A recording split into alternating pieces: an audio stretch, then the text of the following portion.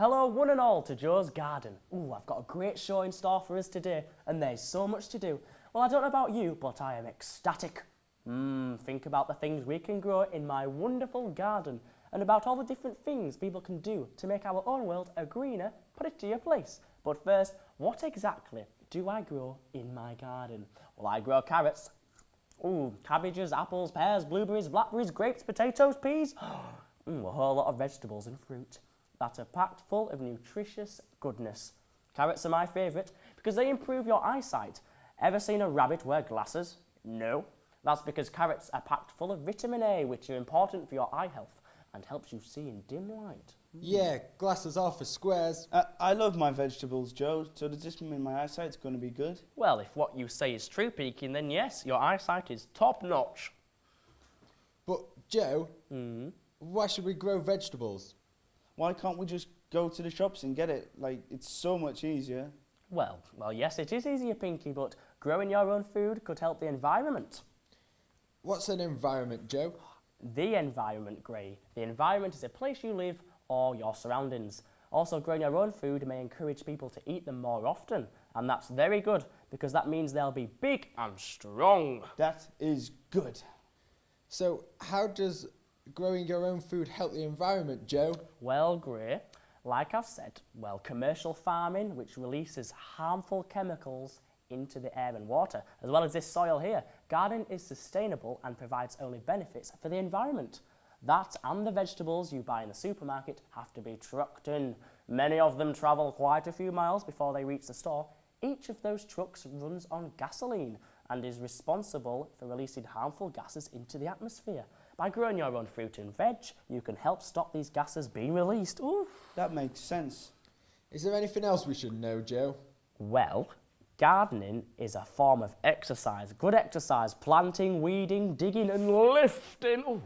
Ooh, but it keeps you healthy and it gets you outside into the fresh air. Yay, gardening sounds great, right, Gray? Yeah, I suppose. What's wrong, Gray? Why are you being such a moody pig, Gray? Joe said that farms use harmful chemicals on their food. Does everybody know about that? No, not everyone. They don't? Well, that's just silly. Well, the farmers sometimes don't know much about the ways in which they can affect their environment. Really? That means people could do bad things to their environment without knowing it. Yes, well, how about I show you exactly how people affect their environment? Oh, yes, please, Joe. Let's go. Wow! Look at this place. Isn't it amazing? Yeah. Look at all the trees. They're huge. Sky high. All the way to the clouds. Oh no! Wait. What's going on over there? Over there. Oh, it's a shame, isn't it, Gray? But why are the trees being knocked down, Mr. Joe? Well, you see, it's deforestation, Pinky. The trees are getting knocked down to make way for things like houses, roads, farms and grazing land for cattle for the people who live in Brazil. And paper's also made from wood. Well, it's another reason why these forests are getting knocked down.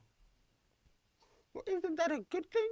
Well, it's a good thing for the people, yeah, but in time, all the plants and animals that live in this place will be gone. And this is the Amazon rainforest, which contains about 30% of the creatures in the entire world. That's a lot of animals, Mr. Joe. It sure is, Pinky, and there's insects too. Did you know that there are 7,500 species of butterflies just in the Amazon rainforest? No way! I love butterflies. Oh, indeed, but even the butterflies will be affected by the deforestation. You know, they need flowers to feed from, but these are all going to get cut down too, along with the big trees you see here. Oh.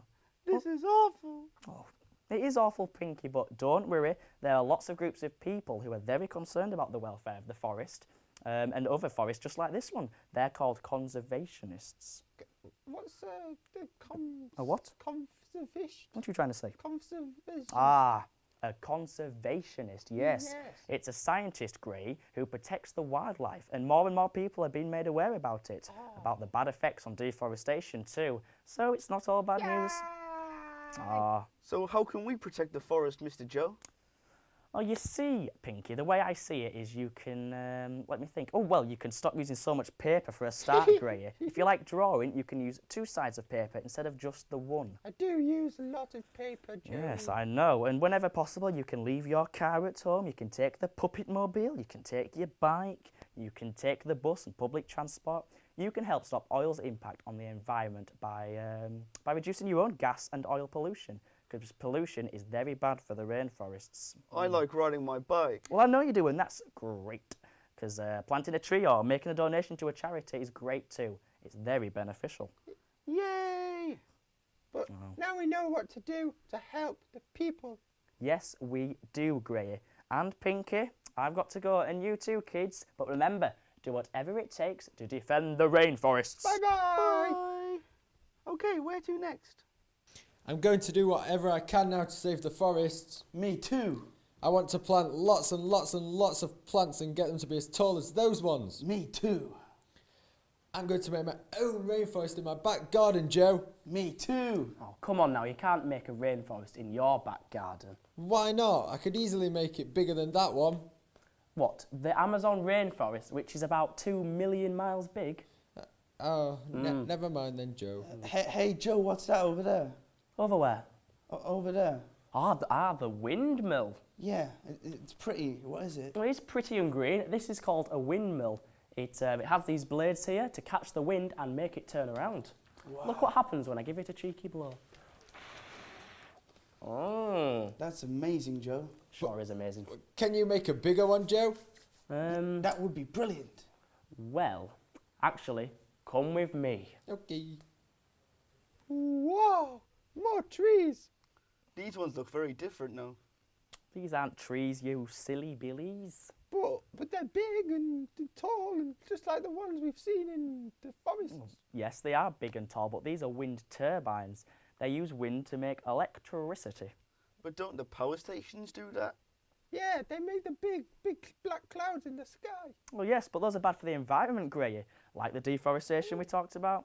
Wind farms are more friendly for the planet because they don't use any fossil fuels like coal and gas. You can also use the land around the wind farm to grow crops or keep livestock like cows. But don't the cows get scared of them? Scare Pinky. No, actually, they completely ignore them. Livestock will eat the grass around them and maybe up to the base so they can use it for shade when the weather is hot, hot, hot. That's amazing. I might not be so bad living near them. Well, yes, but wind farms are quite dangerous for birds, you know. But I'm not a bird, so I can't fly. So That's fine, Grey. I'm not going to die. You won't die. Yeah. Oh, Grey, as long as the birds don't fly near them, they're practically harmless. And you, don't fly near them. Okay. What about the people that live near them, Mr. Joe? Well, yes, the people, yes, they are quite noisy, but in fact, new wind turbines are actually quite quiet, and people are working on them to make them even more quieter, so people can't hear them at all.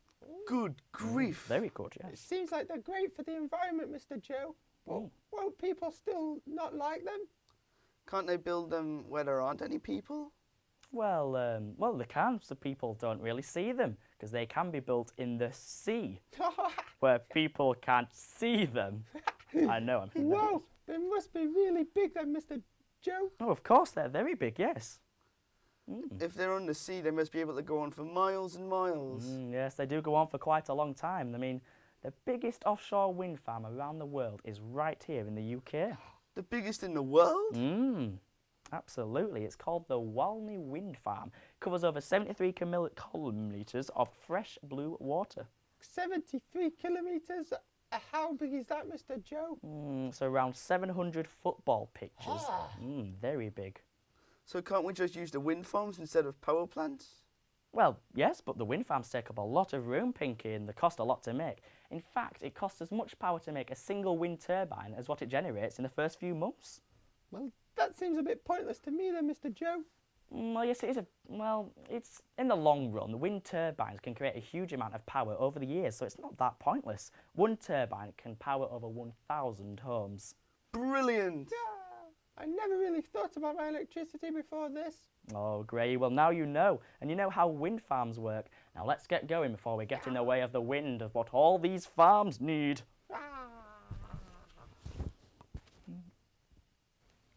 That was windy. That's because the windmills need it to turn around, Pinky. Well done, Gray, very good. But I think it's time I showed you how to build your own windmill. Our very own windmills? Yes, now, all you need at home is a small square piece of paper, like this, a ruler, a pencil, some screws, some blue tack to roll into a little ball just like that, ooh, and some little page splitters. Here we go. Are you listening? Okay. There's also scissors, though. Oh, but Joe, I'm not allowed to use the scissors. Neither am I. Well, you can ask an adult to help you, can't you? Oh, goody. Like you. Okay. Well, yes, but I'm going to do it now. So, we're going to fold the piece of paper diagonally. That's diagonally, like so. And then, ooh, we're going to do it on the other side as well. We'll make a nice little X just in the middle. Are you keeping up, Pinky? Yes, yes. Good, that makes a change.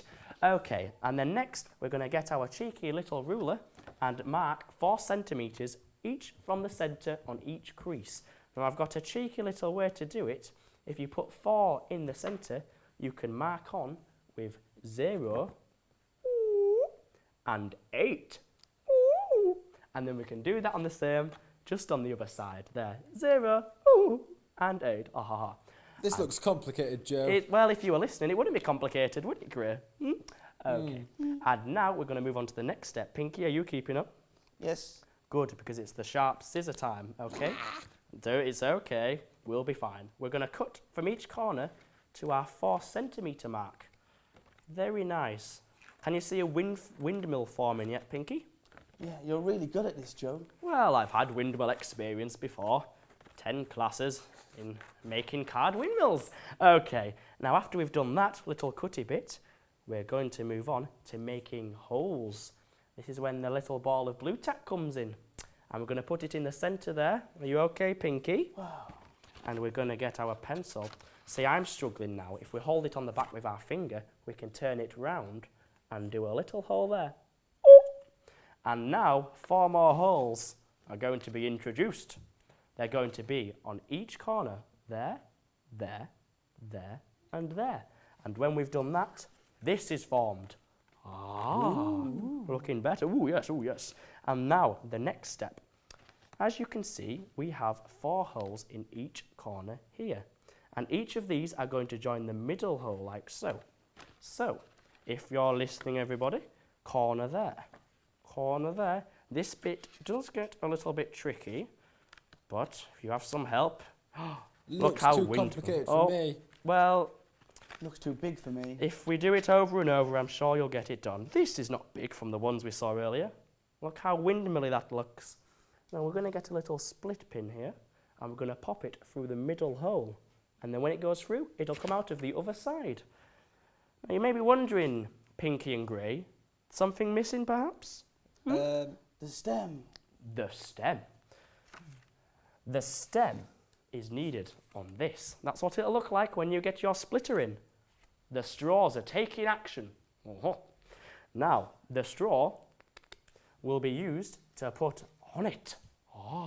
Now, just how you do this is you see the back of the splitter. Combine. A little hole will be made 2 centimetres from the end. I'm going to do it with a pencil just to be safe. Not with scissors, Pinky, no? No, not with scissors. Not with scissors, exactly. And this goes just in there. And when it's done, na na na na na na na. Wow, look at that. It turned into a windmill. Windmill. Now I'd like both of you to make some to show the people next time, okay? Yeah. Of course I will. Very, very good. Looks Now, like a lot of fun. well, it was a lot of fun, but I'm afraid that's all the fun we're going to have for today. Aw. Which means Pinky and Grey will be going to bed soon. I'm not tired. Well, you better be tired because we need to sleep. We've got a big day tomorrow making more windmills. What have you learnt today? Growing your own fruit and vegetables are good for you and the planet. Yes? We need to make sure that the forests aren't being ruined. Windmills give us electricity that's good for the environment. Very good. And now I know how to make my own windmill. Very good. Well, that's all from us today, everyone. Goodbye and good luck with your windmills. Bye. Farewell.